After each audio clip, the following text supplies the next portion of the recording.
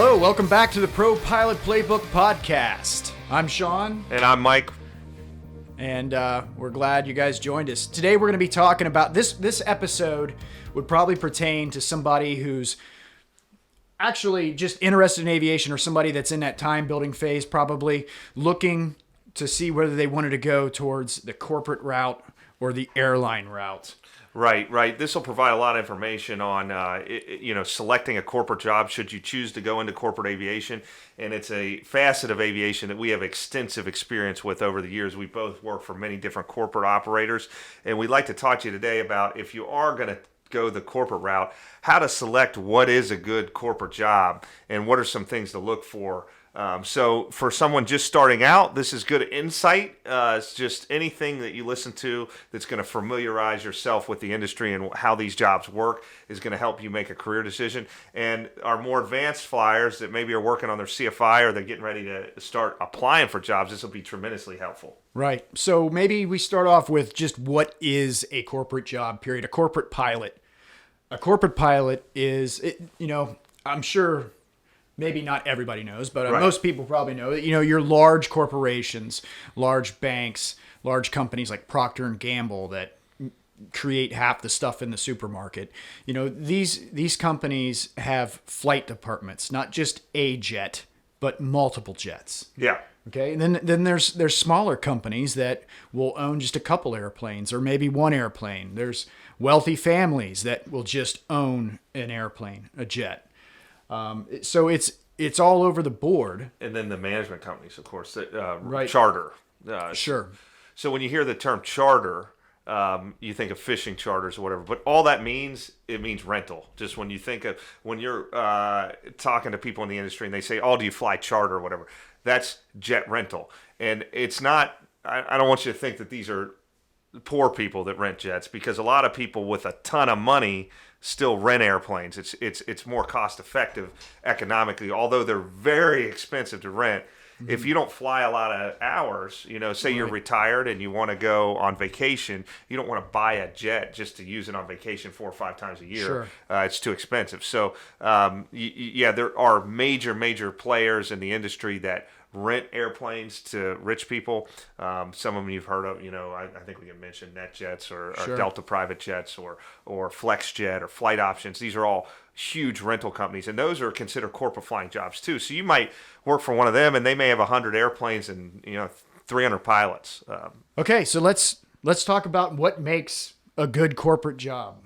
Yeah, so now that we've talked about all the different facets, since we were just on the topic of these large operators, these large charter operators, let's get that out of the way first, because it's not, although they fly corporate jets, I don't know if it's necessarily a corporate flying job, but I would say it is more of a corporate job than an airline job.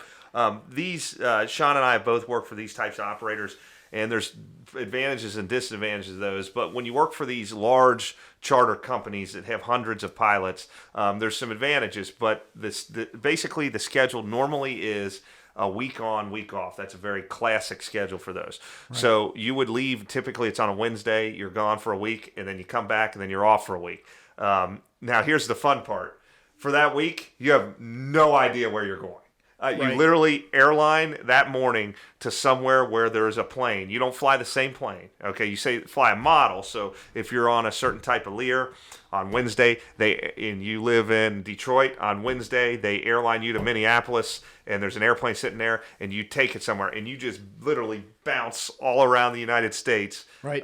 You want to pack flip-flops and sunscreen, and you also want to pack a winter coat, because you don't know if you're going to be in Fort Lauderdale or if you're going to be in Canada. Right. That's just how it goes. And it's very fun. It's a lot of adventuresome. It takes a lot of energy, but the experience at those companies is second to none. I mean, because you got to make quick decisions, and you get to go unbelievable amount of places in a short period of time. So it's like being a limo driver versus a bus driver at the airlines. That has a similar structure the airlines do, with all the the extra padding of it being a large company, large operator, but you don't know where you're going each day. No, you don't. It's not a set schedule like at the airlines where you fly the same thing every month. You go to these cities and these days, and And then the next month you get a different schedule at the airlines. But at this place, it's literally up in the air. That week you're on, you could be anywhere.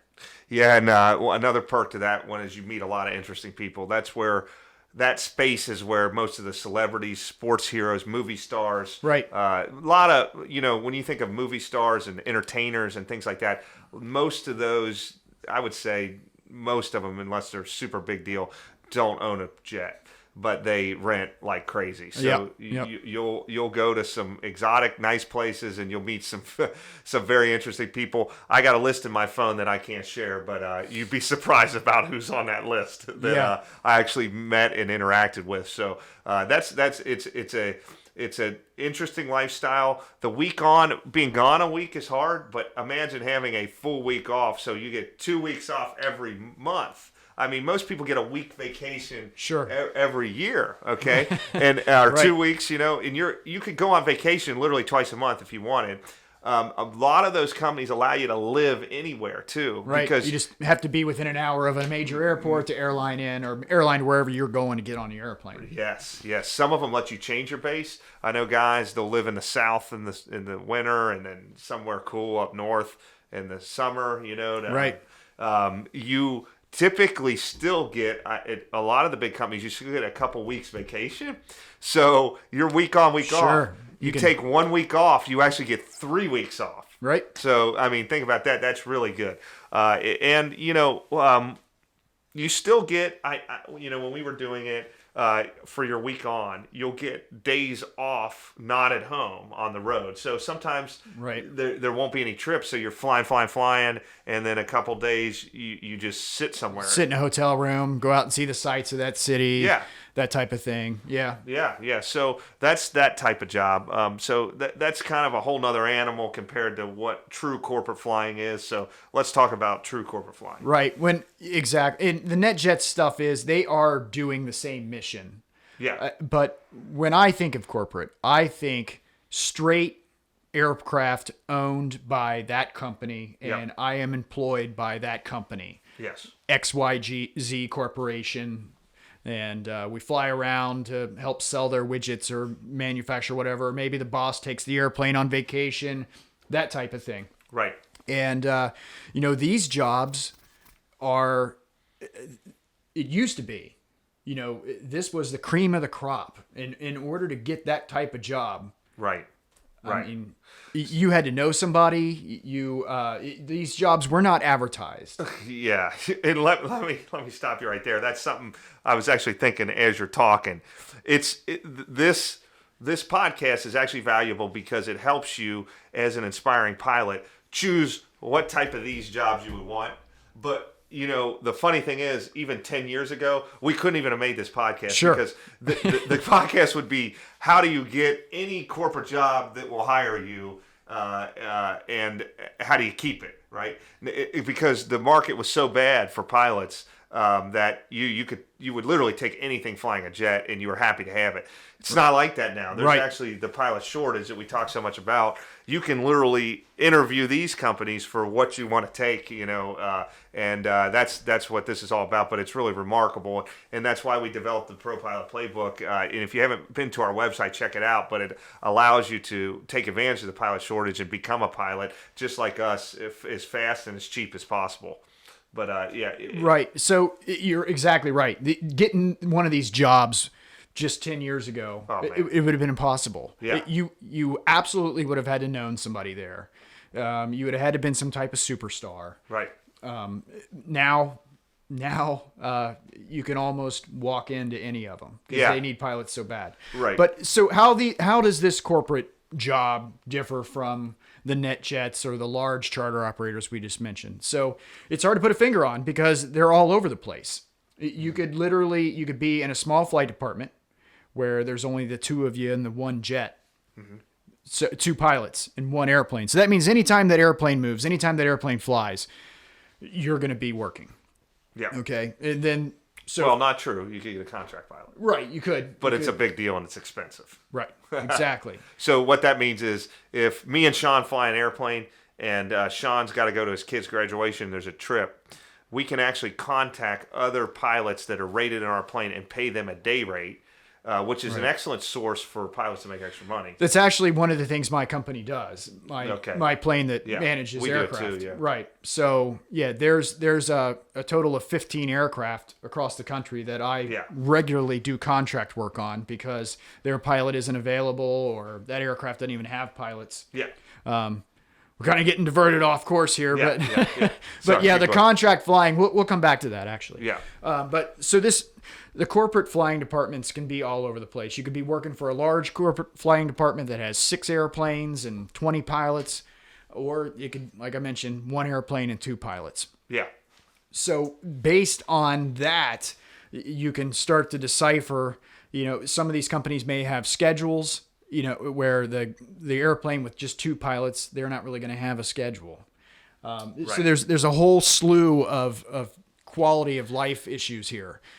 So it's very important to do your research, to look and see if you're wanting to go the corporate route, there's huge variations in quality of life. Right.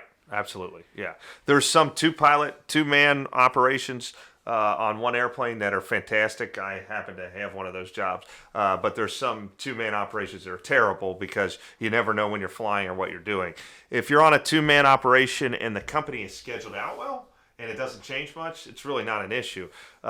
Because the reason they have 2 pilots is because they don't fly that much. You know what I mean? So it can be really good. Sure. And if they're up to using a contract pilot, should you need a day off, then they can be really good. Now, some accounts have 3 pilots for 1 airplane, which is ideal. It takes 2 to fly it, but the 3rd guy's a spare. So that means you can rotate and you can have a schedule. You can take, if there's a weekend trip and somebody wants the weekend off, you can take it. Between the 3 of you can come up with your own schedule most of the time. Yes. Yeah.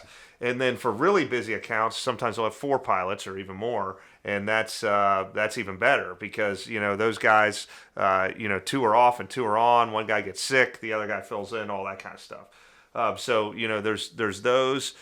Some companies have 2 airplanes, and then they'll have maybe 4 pilots for 2 airplanes. So if they're both gone, everybody's got to work. Right. But most of the time, there's just 1 flying.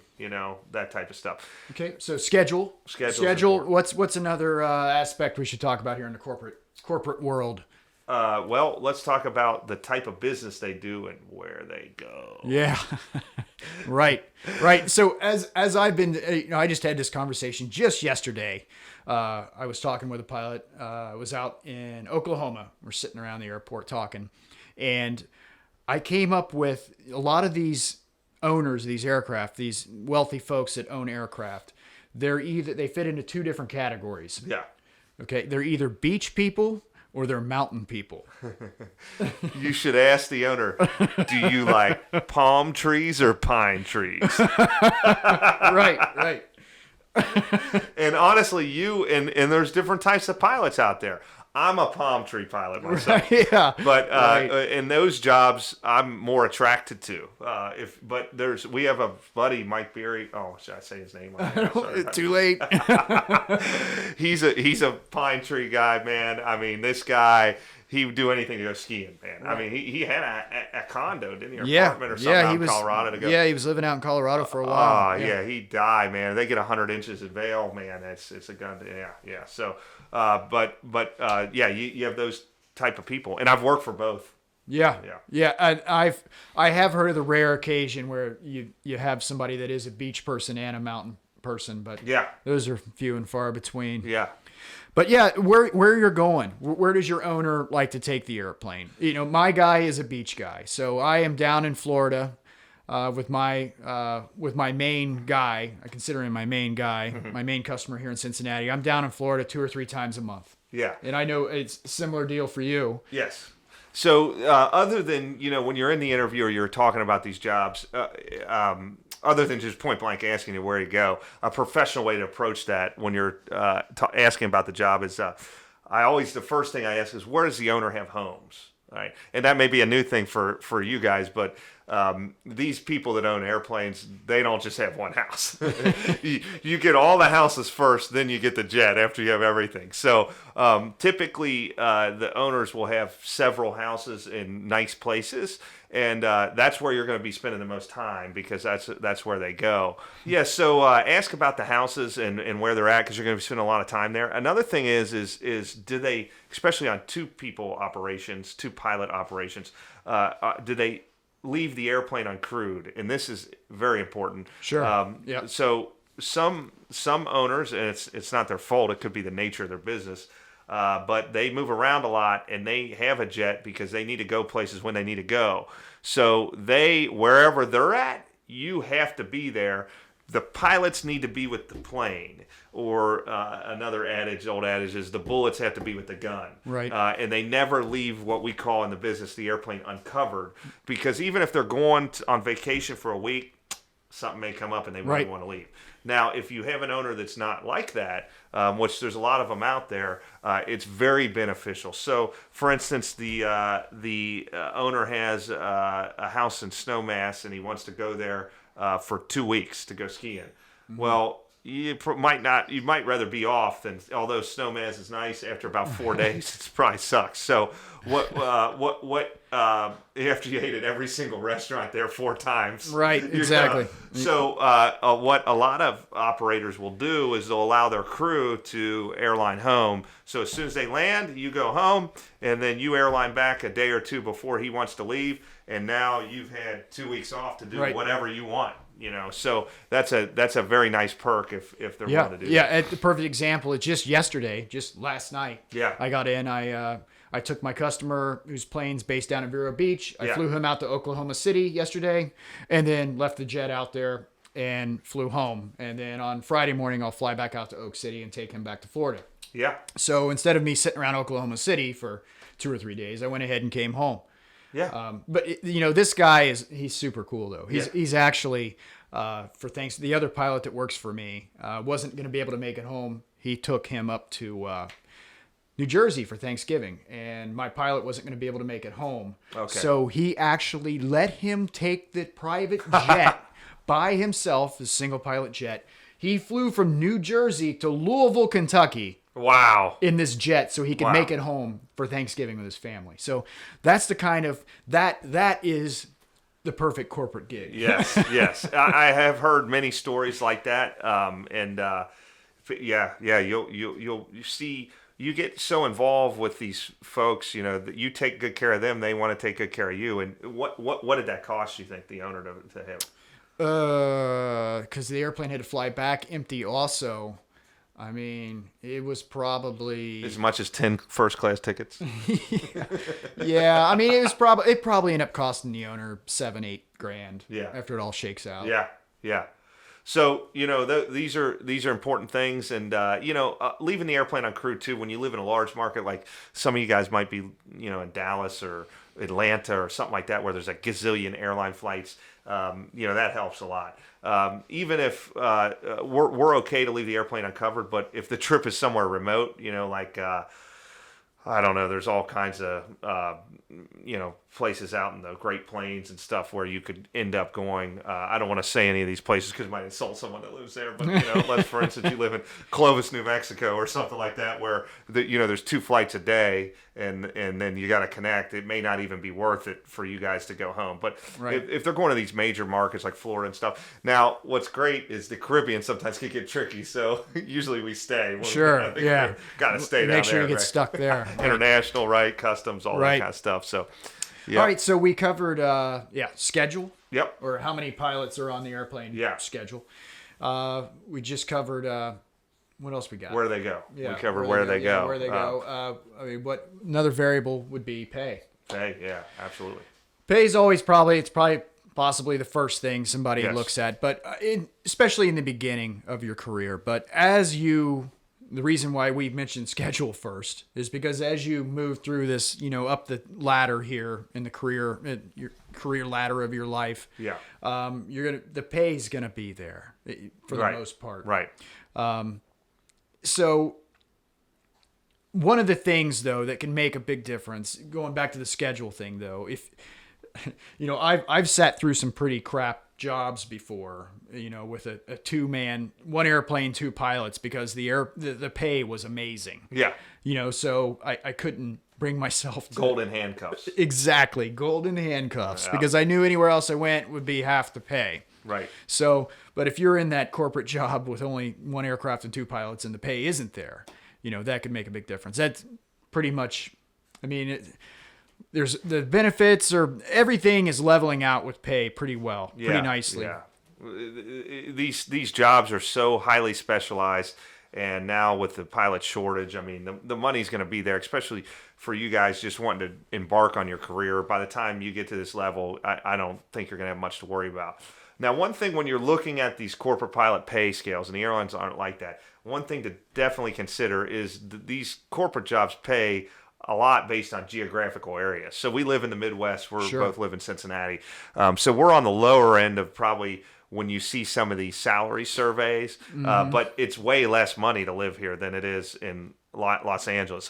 If you're flying a corporate jet out of Venice, California, with the taxes and everything, it's beautiful. Don't get me wrong. On days like today, I wish I lived in California. But those guys will be on the upper end of the pay scale, but they also have the upper end of expenses. New York's expensive too. Any of the major metros. So the numbers have to make sense for where you're going. Absolutely. Yeah, it's a good point. Good point. Yep. What's another variable we got here in the corporate piloting world? Oh, the airplane itself. Equipment. Yeah, pilots call it equipment. Yep, that's a good term. Yeah, I learned that from Catch Me If You Can. So when he's trying to impersonate the pilot, the equipment's a big deal when you're first starting out. This is what my experience is with myself. That's all you care about, man. You're like, you want to fly the G6 or the 777 or whatever. I remember sitting in an interview. It was a corporate interview, Yeah. and the guy asked me. I was really young. It was like one of my first interviews, and I think it was just a time building type job. It was here in Cincinnati, and the guy asked me, well, Sean, what's your goal? What's your end all be all goal for your aviation career? And my answer was to get into the driver's seat of the biggest, fastest piece of aluminum somebody will let me in the front of. And the guy loved the answer. He loved the answer because it wasn't anything about pay or schedule or right. Just to get in the biggest, fastest machine somebody will let me sit in. That's right. Yeah, I wanted to fly big stuff too. I'll tell you, I think your taste changed. Yeah. Because they're all fun. I think jets. So I'm somewhere in the middle. A lot of guys, you'll hear this old adage. They'll be like, "I'll fly anything with wings as long as they pay me enough." Right. Exactly. Which I don't believe is 100% true. No. I'll tell you what. The newer jets, the more expensive jets, are easier to fly. That's the secret. Yeah. I call it. It's a Fisher Price airplane. Yeah. Like you look at a guy where there's like 4 switches. Which is the old. I used to fly an old Hawker 800, buddy. That thing looks like there's 1,000 switches up here, 1,000 down here. Of course, it's harder to fly, man. 100 little button dials and gauges everywhere that are all worn off, and you can't even read. Levers everywhere. What the hell?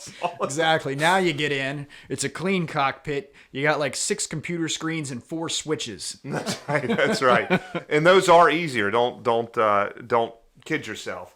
Now let's talk about size, right? So bigger airplanes are easier to fly. They're better. You can walk around them and stuff, but there's one problem with big corporate airplanes. Actually, all airplanes. What is that, Sean? Tell us what it is. Big airplane, big suitcase. That's right, man. That's the old adage. So you don't buy a Global 6000 or a G650 or a, BBJ to go from Cincinnati to Oak City or Houston. Yeah, you're going to Madrid, and you don't go to Madrid for one day when you go out there, man. You're going to go for a while, right? Or you got to be in England, twice a month. Right. You have a meeting in London, you have to attend twice a month. And yes. Yeah. Now there are exceptions. Somebody hits a Gulfstream is the biggest status symbol you could possibly own. So there are people that sell their company to Google for $1 cajillion, and they just buy a G6 and they only fly it an hour legs, from San Francisco to L.A. Sure. But few and far between. Most people that buy a $65 million airplane that can literally fly for 14 hours without refueling are flying 14 hours without refueling. Right. So right. it's something to, but maybe you like that kind of stuff. So, there's positive things to that too. Absolutely. When I was younger, I would have been all for it. Yeah. I mean, yeah. it would have been amazing. Yes. Go to Europe for 3 or 4 days, a couple times a month, bring it on. Yep. That's But right. now that I'm a little older, now I understand, how nice it is just to, Fly for 2 hours. yeah, fly for 2 hours twice a month. There you And go. you still collect the fat check in the end. That's right. Right. It doesn't right. matter that I'm not going to Europe. You got it. Yep. So these are some of the facets. I think we pretty much covered every variable I could think of off the top of my head of the corporate stuff. We're going to do a similar episode describing the airline world. But thank you for joining us. Yeah. I don't know, Mike, you got anything else? No. Get to flying, man. Visit Yeah. our website, Pro-Pilot Playbook.com. It's great. Yeah. And that'll get your career kick-started. Yes. Email us any questions you got. If you got an topic you want us to hit on the show here, maybe we'll just do an episode where we answer a bunch of questions. Yeah. A bunch of random stuff. That'd be good. Yeah. Podcast at ProPilotPlaybook.com. Thanks for tuning in, guys. We'll see you next time. Thanks.